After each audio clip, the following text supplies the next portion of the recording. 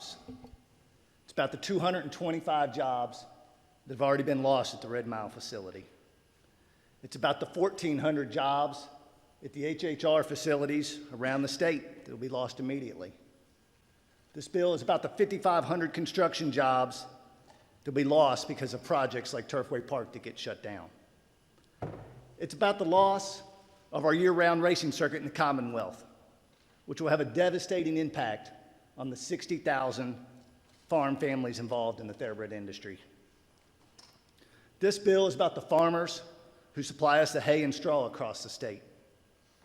It's about the colleges and the universities and their equine programs that receive money.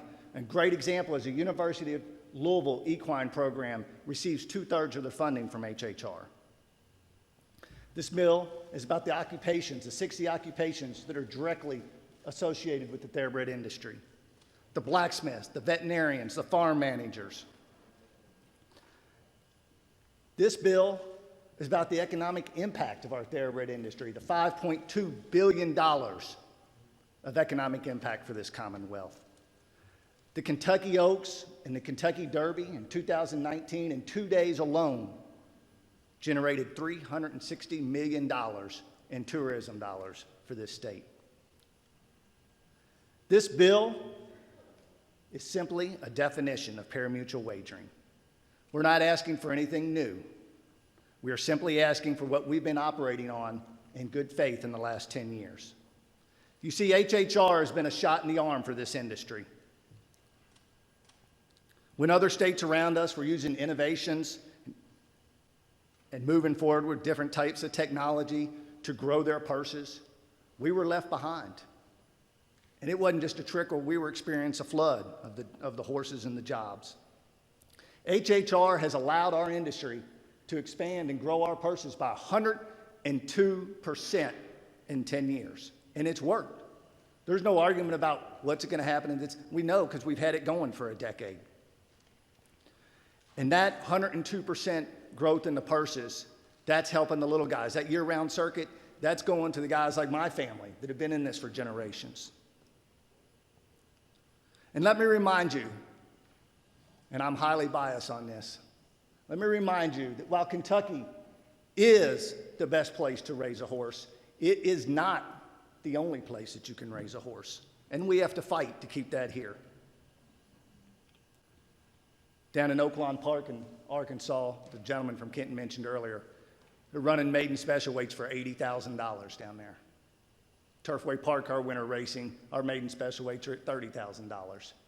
And we're looking at losing that. So I'll say this, if we've got no horses, you have no barns, you have no fences, you have your no hay, no straw, no blacksmith, no veterinarians, no equine transportation, no trainers, no tourism dollars. And when you don't have any of that, you don't have any sales tax on it either. That's less tax revenue for Kentucky. And I can't imagine a more dangerous time to cripple our industry.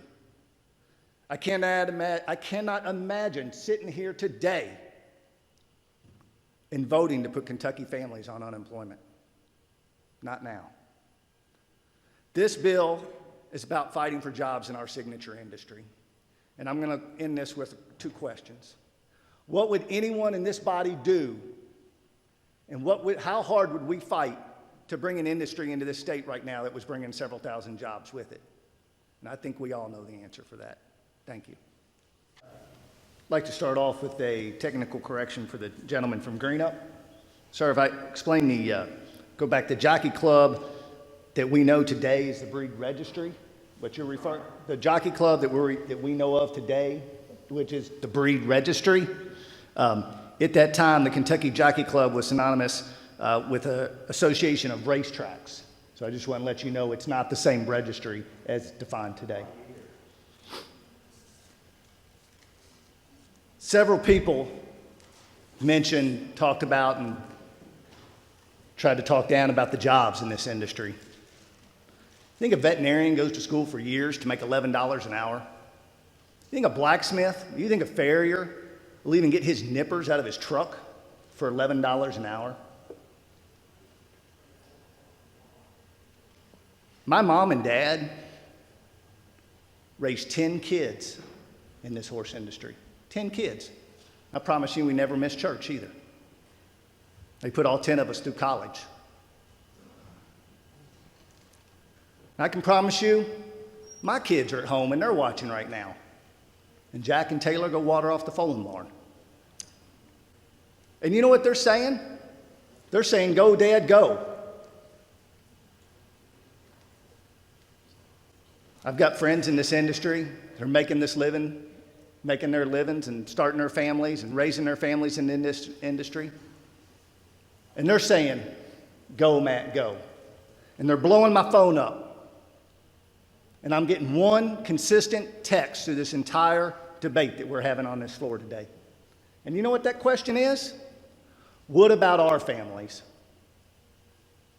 Thank you.